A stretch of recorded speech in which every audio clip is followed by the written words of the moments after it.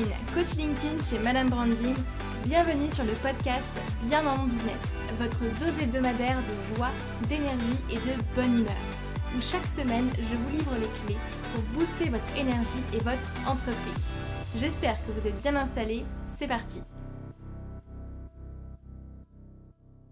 Bonjour tout le monde, j'espère que vous êtes en forme. Comment allez-vous de votre côté ? Comment se passe votre lundi, votre début de semaine, ou alors si vous écoutez ce podcast en pleine semaine, en week-end, le matin, le soir, dans votre lit, quand vous êtes en train de faire à manger, de faire le ménage, de vous promener, je ne sais pas, comment allez-vous ? Comment est-ce que se passe votre entreprise ? Comment est-ce que s'est passé votre mois de septembre ? Comment allez-vous, tout simplement ?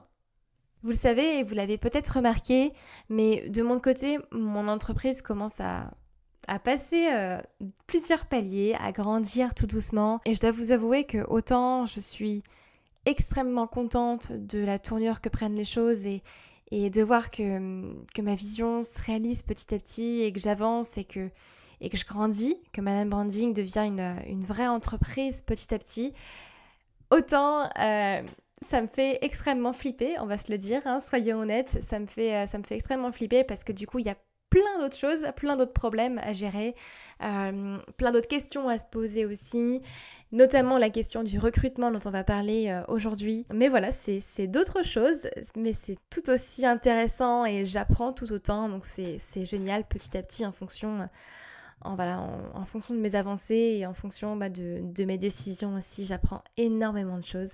Donc j'en suis très contente. Mais effectivement, Madame Branding grandit. Je ne suis plus seule aujourd'hui dans l'équipe. Et c'est vrai que autant ça fait du bien de plus me sentir toute seule et de plus être la seule au final à travailler pour mon business. Autant je me dis qu'il y a des personnes aujourd'hui qui dépendent un peu de moi au final, puisque si l'entreprise n'est pas maintenue, on va dire, à une activité correcte, eh bien il y a quand même le salaire et le chiffre d'affaires du coup de quelques personnes qui en dépendent. Donc c'est pas pareil, je vous avoue, c'est pas la même vision. Mais franchement, j'adore cette casquette au final de manager et d'entrepreneur qui est totalement différente que quand on débute et qu'on est plus solopreneur tout seul dans son bureau, chez soi, dans mon salon. C'est pas du tout la même ambiance. Et du coup aujourd'hui, pour entrer vraiment dans le vif du sujet, on va parler ensemble de recrutement. Alors, je tiens à faire quand même un petit disclaimer avant de démarrer. Je ne suis pas consultante en recrutement, je ne suis pas experte en recrutement, je ne vais pas ici parler de comment gérer un recrutement dans une grande entreprise ou quoi. J'ai simplement envie, comme vous me l'avez demandé, il y a nombreux d'entre vous du coup me l'ont demandé en voyant que petit à petit mon entreprise grandissait et que je recrutais certaines personnes. M'avait demandé du coup de vous parler de mon process de recrutement, de comment ça se passe, comment est-ce que j'ai fait, qui est-ce que j'ai contacté, comment est-ce que j'ai sélectionné certains profils, etc. Donc j'ai eu envie de vous partager tout simplement mon expérience. Donc elle ne va pas forcément s'adapter à tout le monde, mais c'est mon expérience, c'est la manière dont je l'ai vécu, les process que j'ai mis en place, que beaucoup d'entre vous pourront reprendre, mais certains peut-être ne s'adapteront pas forcément à la taille de votre entreprise et à votre activité. Donc voilà, je tiens à faire quand même un petit disclaimer, je ne suis pas consultante en recrutement, d'autres personnes sont bien plus expertes que moi dans ce sujet-là, et d'ailleurs si ça vous intéresse et que vous voulez vraiment approfondir le sujet, dites-le moi et je ferai venir quelqu'un sur ce sujet-là, sur le podcast avec grand plaisir, on pourra facilement se faire ça. Donc aujourd'hui, pour vous expliquer un petit peu, je suis seule dans mon activité depuis le début. Donc j'ai commencé du coup par le statut effectivement d'auto-entrepreneur depuis 2018, donc ça fait quand même un petit moment.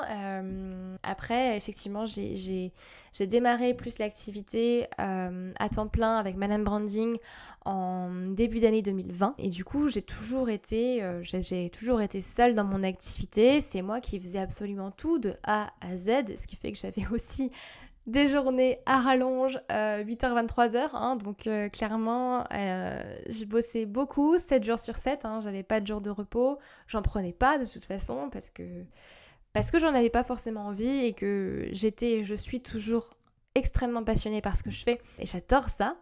Donc j'avais pas forcément envie de travailler moins, donc pas forcément envie de déléguer aussi. Quand j'ai démarré, j'avais pas nécessairement également la trésorerie parce qu'on va pas se mentir, faut avoir un petit peu de trésorerie aussi pour pouvoir déléguer, pour pouvoir avoir des personnes qui peuvent travailler avec nous, collaborer avec nous pour atteindre les objectifs de l'entreprise, pour travailler vers une vision aussi qui est la nôtre. Donc au début, voilà, j'ai commencé vraiment en mode solopreneur, comme peut-être la majorité aussi d'entre vous. Si vous voulez, à partir de début d'année 2021, j'ai commencé à...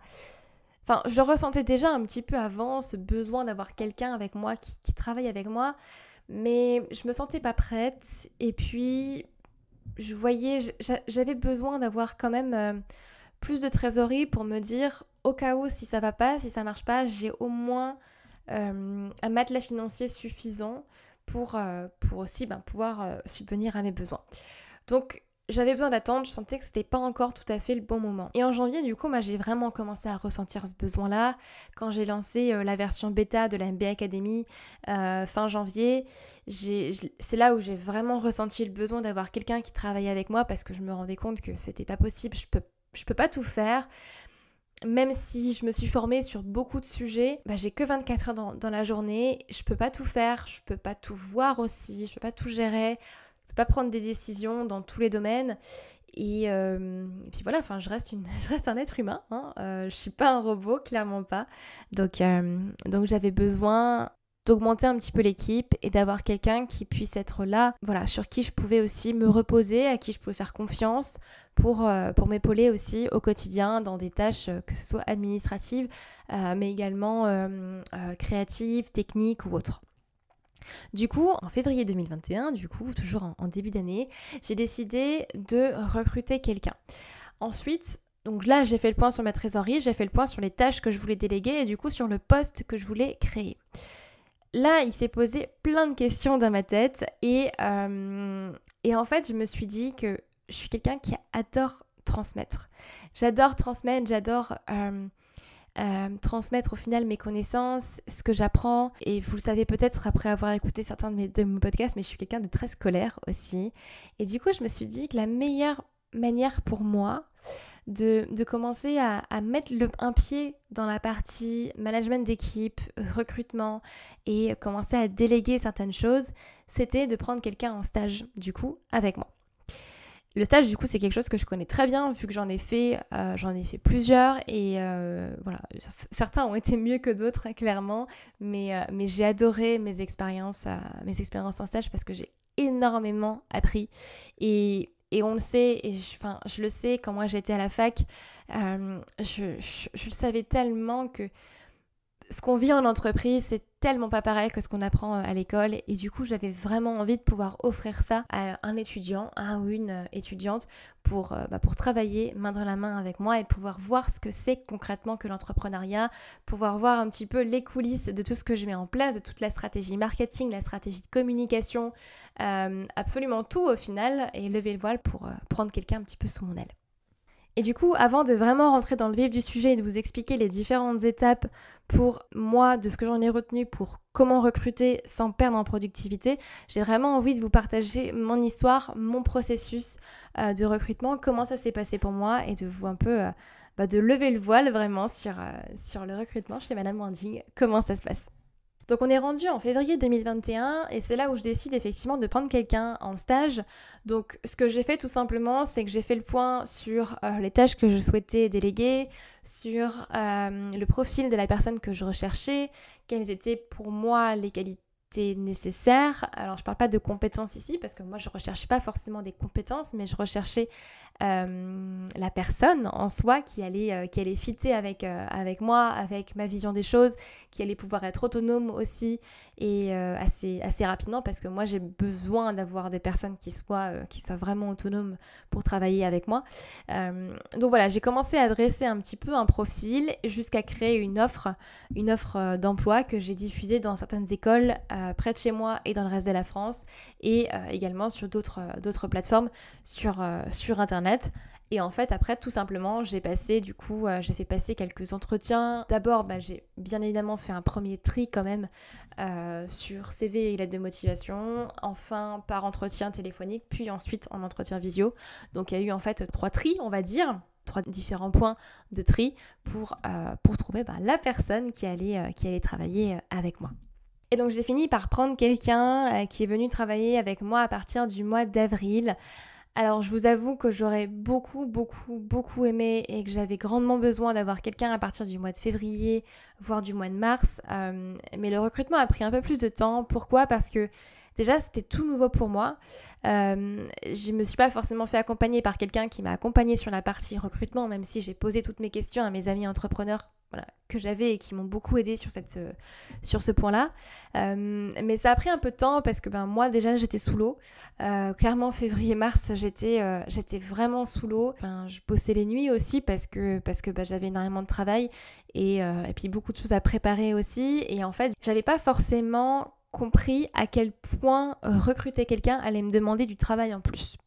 Je m'explique, parce que forcément, ça demande du travail en plus en termes de rédaction de l'offre, se poser les bonnes questions, ça demande du temps aussi pour faire le recrutement, pour réfléchir à la personne avec qui du coup ça va le mieux fitter. Ensuite, vu que c'était un stage, il y avait toute la partie aussi relation avec l'université pour signer la convention, voir à quelle date effectivement on peut démarrer, etc., etc. Donc, il y avait toute la partie en amont qui m'a quand même demandé beaucoup de temps, beaucoup d'investissement. Et celle-là, honnêtement, je l'avais clairement sous-estimée. Clairement, parce que j'ai fait vraiment des journées à rallonge, surtout en mars. Surtout en mars, et des choses que j'avais pas prévues aussi sont venues se mettre dans mon planning au mois de mars. Donc voilà, j'ai eu un petit peu beaucoup de choses qui me sont tombées sur la tête au mois de mars, donc ça a un petit peu aussi repoussé les choses, tout ça pour dire que le recrutement a pris un peu de temps, un peu plus de temps que ce que j'avais prévu, mais c'est ok, franchement c'est ok parce que je suis hyper contente de la manière dont les choses sont déroulées parce que du coup ça m'a permis d'apprendre aussi beaucoup et surtout ça m'a permis de faire plusieurs entretiens et de vraiment choisir la personne qui allait travailler avec moi. Il y a de nombreuses personnes effectivement qui m'ont écrit des pavés en me disant qu'ils avaient les compétences, sauf que moi je l'ai clairement stipulé sur l'offre, moi c'est pas ça que je recherchais et ça ne m'intéressait pas de savoir qu'une personne avait déjà toutes les compétences que je demandais parce que c'est pas ça le plus important pour moi. Pour moi le plus important c'est de pouvoir avoir une personne en face en qui j'ai confiance, en qui je peux déléguer certaines choses, qui est autonome, qui apprend rapidement et qui a pas peur, quoi, qui partage aussi la même vision que moi, qui est intéressé par l'entrepreneuriat, etc. Donc pour moi ça c'était important et j'avais besoin de prendre le temps aussi pour trouver la première personne qui allait matcher avec moi. Ensuite, je me suis confrontée quand même à pas mal de blocages dans le sens où pour moi déléguer c'est pas facile. C'est clairement pas facile. Alors aujourd'hui beaucoup plus, franchement j'ai dépassé déjà beaucoup de blocages. Déléguer pour moi c'était vraiment pas facile parce que je partais du principe que personne ne pouvait faire les choses comme moi je le fais. Et c'est vrai, personne ne peut faire les choses comme moi je le fais. Mais il fallait que j'arrive à accepter que les choses seront faites différemment. Mais elles seront pas forcément moins bien faites, elles seront même pas forcément mieux faites d'ailleurs, mais elles seront juste différentes. Et c'est pas parce qu'elles sont différentes du coup qu'elles sont mal faites pour autant. Je pense que vous comprenez un petit peu ce que je veux dire par là, mais moi j'avais beaucoup de mal à déléguer parce que peur que ce soit moins bien, que les gens remarquent aussi que je délègue certaines parties, que du coup je sois moins légitime, etc., etc. Donc il y a un gros syndrome de l'imposteur aussi qui est revenu en même temps. Donc quand je vous dis que le mois de mars a été un peu compliqué, j'ai géré vraiment, d'un point de vue mindset, j'ai géré énormément de choses et ça a été assez lourd, mais je les ai travaillées. J'ai pris le temps de me poser, d'écrire sur papier ce que je ressentais, de me faire accompagner aussi sur ces questions-là et d'avancer petit à petit, voilà, de faire mon chemin et de me dire « Ok Pauline, déjà tu reconnais le fait que tu as du mal à déléguer mais que c'est pas une fatalité, que tu vas l'apprendre. » Et que c'est comme ça qu'on apprend, qu'on grandit et qu'on avance, quoi. Donc effectivement, j'avais beaucoup de croyances sur le fait de déléguer, mais au final, je suis extrêmement contente de l'avoir fait, ce qui fait qu'en avril, j'ai pu avoir effectivement ma première collaboratrice qui était fantastique et avec qui j'ai bien pu travailler, et franchement, c'est un énorme soulagement d'avoir quelqu'un avec soi, sur qui on peut se reposer, avec qui on peut échanger aussi sur la stratégie de l'entreprise. C'est un tout autre mode de travail pour celles et ceux ici qui sont vraiment solopreneurs et qui viennent tout juste d'engager quelqu'un ou qui ont pour projet de recruter une personne. C'est un chemin, hein. C'est quelque chose vraiment de différent, c'est une autre organisation, une autre méthode de travail, mais franchement, je suis tellement contente de le faire. Tellement contente parce que ça m'apporte tellement plus, et le dicton en fait il est tellement vrai. Je me rends compte que quand on dit que seul on va plus vite mais ensemble on va plus loin, c'est tellement vrai. C'est tellement vrai parce que aujourd'hui on fait tellement plus de choses et on va tellement plus loin au final à 2, à 3, à 4 plutôt que quand on est tout seul. Et donc du coup, avec mon expérience en recrutement, j'ai envie de vous donner plusieurs étapes. J'en ai noté 4 choses principales que vous pouvez mettre en place pour justement recruter votre équipe, les premières personnes au final dans qui vont travailler avec vous, sans forcément perdre en productivité, parce que j'ai énormément appris des recrutements que j'ai fait, parce que j'en ai pas fait qu'un seul. Du coup, c'était que le début en avril. Entre-temps, du coup, on a agrandi l'équipe avec des prestataires et d'autres personnes qui travaillent avec moi pratiquement quotidiennement, et j'en suis très contente. Voilà, petit à petit, ça s'agrandit, et d'ailleurs, ça pourrait être intéressant que je vous fasse une présentation de l'équipe prochainement. Voilà, ça pourrait être intéressant. Je viens d'avoir cette idée-là, soit en vidéo, soit en podcast, à voir. Dites-moi si ça vous intéresse, est-ce que vous préférez du coup, sous quel format, et puis comme ça je vous prépare ça prochainement. Du coup, la première étape quand vous voulez recruter sans avoir à perdre en productivité, bien évidemment, alors ça peut paraître bête à dire, mais je pense qu'il faut le dire, la première étape, c'est de définir les tâches à déléguer, mais que ce soit clair. Clairement, qu'est-ce que vous voulez déléguer et à qui? Quelles vont être effectivement du coup les tâches de la personne qui va travailler avec vous? Et là, vous allez pouvoir créer une belle offre d'emploi détaillée qui donne envie de travailler avec vous. Rappelez-vous, vous vendez votre entreprise. Là, vous n'êtes pas juste en train de mettre une annonce en disant « j'ai besoin de ça, venez travailler avec moi ». Une personne qui aujourd'hui travaille pour une entreprise a besoin aussi de se reconnaître dans la vision de l'entreprise, a besoin d'avoir envie de travailler pour cette entreprise. Au-delà juste de l'aspect j'ai besoin d'un job, il y a l'envie de travailler pour quelque chose au final derrière. Donc vendez votre entreprise, vendez votre vision, parlez, mettez de l'humain en fait tout simplement dans votre offre. Moi je me souviens d'ailleurs que dans mon offre d'emploi, pour rire, j'ai mis, enfin pour rire non, c'est pas vraiment pour rire parce que c'est vrai, mais j'avais mis effectivement dans l'offre d'emploi, ce job est fait pour vous si vous aimez communiquer en GIF, si vous savez envoyer des GIFs par exemple. Parce que moi je sais que j'envoie beaucoup de GIFs, donc pour celles et ceux qui savent pas, c'est les petites images animées. Envoyez-moi un message sur LinkedIn et puis je vous enverrai un gif, vous verrez ce que c'est du coup. Mais je sais que j'aime beaucoup les gifs, et voilà, pour rire, effectivement, je l'ai mis dessus et je sais que ça en a fait sourire certains, et j'ai eu des remarques effectivement de certaines personnes qui me disaient j'ai trouvé ça génial quoi. Ou j'ai mis effectivement dans l'offre d'emploi le fait de dire que pour moi, à partir du moment où le travail il est fait, on peut très bien se faire des soirées apéro sur Zoom. Moi, ça me dérange pas du tout, et au contraire, c'est très bien. Et voilà, c'est des choses comme ça, c'est des petites choses qui rendent l'offre d'emploi humaine et qui font pas que vous allez avoir une offre d'emploi qui va ressembler au final à tout le monde, c'est pas l'idée. Donc, rédigez une belle offre avec le descriptif de votre entreprise, votre vision, les missions que vous voulez attribuer à cette personne, quel est du coup son profil, les prérequis et surtout la rémunération. Moi, je vois tellement d'offres où il n'y a pas de rémunération sur l'offre, mais excusez-moi du terme, mais ça me gonfle en fait. Ça m'énerve tellement. Quand moi, je me souviens, j'étais en recherche de stage, en recherche de job, mais quand je voyais qu'il n'y avait pas la rémunération sur l'offre, mais en fait, je l'enlevais tout de suite. Je postulais même pas parce que je me disais de toute façon, il y a un truc louche, il y a un truc qui va pas, c'est pas possible. Soyez transparent. Mettez une fourchette si vous voulez, mais soyez transparent. La transparence est toujours très appréciée, en tout cas pour moi. Rémunération, pour moi, c'est une obligation. Donc, demandez-vous quel profil est-ce que vous voulez. Pourquoi est-ce que vous voulez ce profil-là? Qu'est-ce que vous allez vous lui apporter? Concrètement, oui, cette personne va pouvoir travailler avec vous, mais qu'est-ce que vous allez pouvoir lui apporter? Et qu'est-ce que lui ou elle, du coup, va vous apporter en retour? Ensuite, deuxième point, et je pense que c'est le plus important pour une question de productivité. Le deuxième point que je vous ai noté, c'est que justement pour mener à bien un recrutement, pour moi, surtout dans mon cas et dans le cas d'entrepreneurs individuels ou de petites équipes, c'est de mettre en place des process avant même de recruter une personne. Pour moi, c'était essentiel et d'ailleurs, c'est une des raisons pour lesquelles j'ai assez tardé avant de recruter quelqu'un.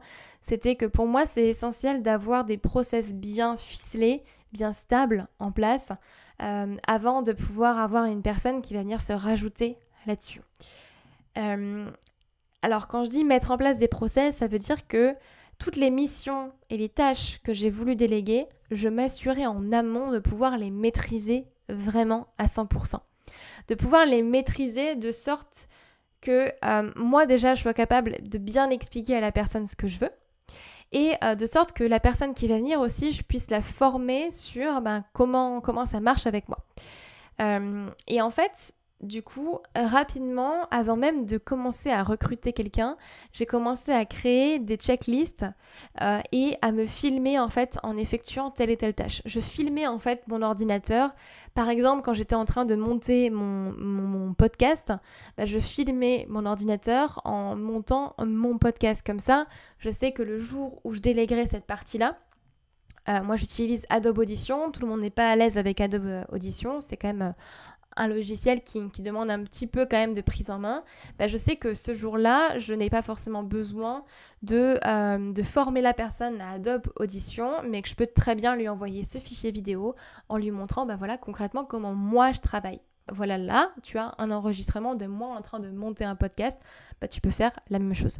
C'est plein de petites choses comme ça. Je filmais mon écran en train de faire des visuels Canva, par exemple, ou d'autres choses, mais j'avais déjà des process en place et des checklists du style, une checklist par exemple, comment monter le podcast. Faut faire ça et ça. Et après, j'ai juste à transmettre au final ces documents-là qui étaient déjà prêts et que j'avais pas besoin de créer en recrutant quelqu'un. Mais je les faisais en même temps que je faisais au final toutes mes tâches. Et j'ai anticipé au final la chose parce que je savais que j'allais finir par travailler avec quelqu'un, je savais que j'allais finir par recruter.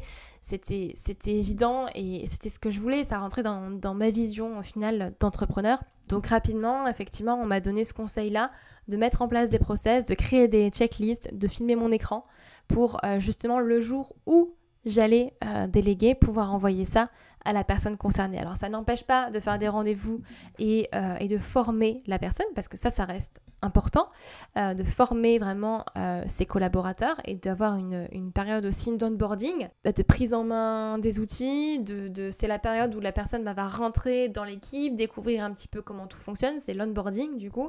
Ça n'empêche pas de la voir bien évidemment, mais elle est beaucoup plus fluide du coup.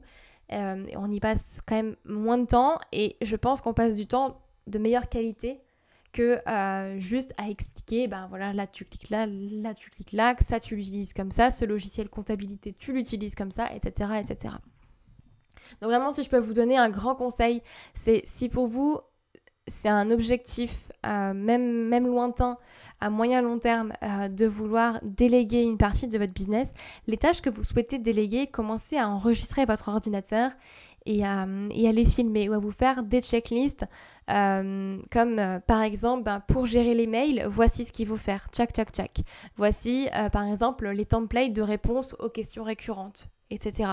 Plus vous allez créer en fait ce genre de document, plus ce sera facile pour vous et la personne qui va venir avec vous de travailler, tout simplement. C'est un gain de temps en fait énorme que vous pouvez mettre en place. Ensuite, troisième chose, ce sont des outils de partage. Alors, je sais qu'il en existe énormément sur le marché, de plus en plus. On nous parle de plein plein d'outils différents comme Notion, ClickUp, etc. Il existe d'ailleurs bien maintenant aujourd'hui des formations sur ces outils-là. Moi, je vais tout simplement vous parler de ce que moi j'utilise de mon côté avec les personnes de mon équipe. Moi déjà, j'utilise Box pour stocker tous les fichiers, donc c'est un peu comme un Drive en fait si vous voulez. J'utilise box.com pour stocker tous les fichiers de partage, tous les fichiers de communication, de marketing, etc. Enfin tous les fichiers de mon entreprise au final sont dessus sur Box et en fait les personnes concernées ont un accès Box. Je leur ai créé un compte directement pour qu'ils aient leur adresse email, leur compte sur Box pour avoir accès aux fichiers partagés. Ensuite, s'ajoute à ça Trello, qui à la base, Trello s'utilise pour la gestion de projet. Moi, vous le savez, si vous faites partie de mes formations, je l'utilise également pour ma ligne éditoriale, ma création de contenu, etc. Donc en fait, j'utilise Trello pour en fait suivre et gérer mes différents contenus, que ce soit le podcast, la newsletter, mes posts sur LinkedIn ou d'autres, enfin mes objectifs, etc. etc. Et donc du coup, Trello, c'est un outil également de partage puisque je peux le partager avec d'autres personnes. Donc en fait, on va s'en servir pour partager les articles que j'ai publiés sur mon site web, pour partager du coup les descriptions de podcasts, les descriptions des vidéos YouTube, les images, etc. Tout ce qui est création de contenu en fait. Et du coup, il n'y a pas besoin d'avoir 36 milliards d'échanges de mails. Tout est fait sur la plateforme. Et enfin, dernier outil que j'utilise un peu moins mais qui est très très très pratique, c'est Google Doc ou Google Sheet. Ça vous permet en fait tout simplement de collaborer en instantané avec vos collaborateurs tout simplement et de travailler comme sur un Word ou comme sur un Excel mais en même temps et de façon partagée sans avoir encore une fois à envoyer des mails. Moi j'essaye au maximum franchement de ne pas avoir des conversations par email, 36 milliards de mails différents avec mon équipe parce que franchement, déjà, mes mails, je ne les regarde pas toute la journée, je ne les regarde qu'une fois par jour et j'y réponds en fait une fois par jour et c'est tout. Je ne les regarde pas avant le lendemain, donc comme ça, je sais que les urgences, c'est pas par email que ça se passe. Et puis ensuite, j'ai pas envie d'avoir 100 emails, j'en ai déjà assez, je trouve. Puis voilà, donc je préfère avoir différents outils. Et surtout, ce qui est génial, c'est que autant Box, Trello, Google Doc ou Google Sheet dont je vous ai parlé, tous les outils là dont je vous parle, je les ai autant sur mon ordinateur que sur ma tablette du coup quand je suis pas à mon bureau ou que sur mon téléphone pro, vu que c'est des applications après que je peux mettre autre part. Donc je travaille vraiment en mode collaboratif, en mode partagé. C'est beaucoup plus simple. Et enfin, mon dernier conseil, 4e point que je peux vous donner pour recruter sans avoir à perdre en productivité, c'est de se faire des points réguliers seulement si c'est nécessaire. On a très souvent tendance, et je pense que d'ailleurs en France plus qu'ailleurs, à faire des réunions à droite à gauche et de faire des points assez souvent sans que ce soit vraiment nécessaire. Alors au début, quand on est en période d'onboarding et quand on rentre quelqu'un dans notre équipe, forcément il y a des points qui sont plus réguliers et qui demandent des rendez-vous plus fréquents parce que forcément il y a plus de questions, il y a moins d'autonomie de la part de la personne et c'est normal, ça fait partie de l'onboarding en fait tout simplement. Mais à partir d'un moment donné, justement il n'y a pas besoin de forcément faire des rendez-vous toutes les semaines ou pas forcément besoin même de faire des appels tous les 2 jours ou d'envoyer des mails tout le temps. À partir du moment où on peut faire confiance aussi et où il y a un climat de confiance, un climat de sécurité et l'autonomie qui se met en place, c'est là où c'est génial parce qu'on sait qu'on peut travailler mais tout en étant très autonome, tout en travaillant peut-être dans 2 endroits différents, à des horaires différentes, etc. Moi je sais que les personnes avec qui je travaille, que ce soit prestataire ou stagiaire ou autre, je ne leur impose absolument rien dans le sens où elles n'ont pas d'horaire particulière. Même les stagiaires que j'avais par exemple, je leur ai très bien dit dès le début, je ne vais pas vous imposer des horaires. Je le ferai si vous en avez besoin et si vous me demandez, mais vous travaillez quand vous voulez, vous travaillez combien de temps vous voulez, je n'ai même pas forcément une limite en termes d'heures, mais il faut que le travail soit fait. C'est simple. À partir du moment où le travail est fait, qu'il soit fait en 1 heure ou en 5 minutes, clairement, du moment qu'il est bien fait et que derrière, effectivement, il y a des résultats, je m'en fiche de savoir si ça a pris 20 minutes ou si ça a pris 1h30.